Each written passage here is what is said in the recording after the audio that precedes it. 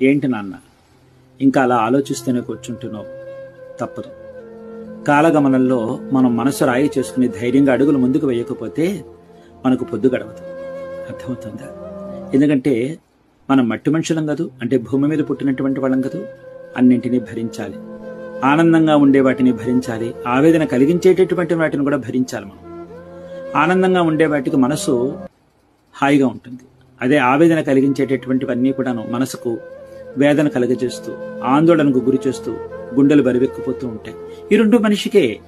ఇవి దాటుకుని ఎవ్వరూ వెళ్ళలేరు నాన్న. ఎట్టి పరిస్థితులను ఎవరూ దాటుకుని వెళ్ళలేరు.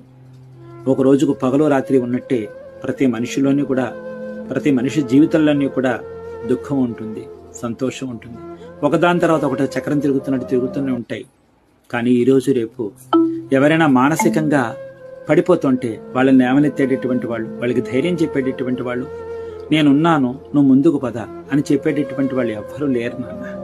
కాబట్టి ఎవరికి వాళ్లే ధైర్యం తెచ్చుకోవాలి, ఎవరికి వాళ్లే మనసు రాయి చేసుకుని వాళ్ళ ఉపాధి నడిపించుకుంటూ ముందుకు వెళ్ళిపోవాలి. తప్పదు. ఎవరో వస్తారు, ఎవరో చూస్తారు, ఎవరో మనల్ని గమనించుకుంటారు, ఎవరో మనల్ని కనిపెట్టుకుంటారనే మాట ఈ రోజు రేపు చాలా తక్కువైపోతుంది. అంటే ఉన్నారు, లేకపోలేదు. అందరికీ ఇలాంటి మనుషులు లభ్యమవుతారనడం కష్టమైపోతుంది.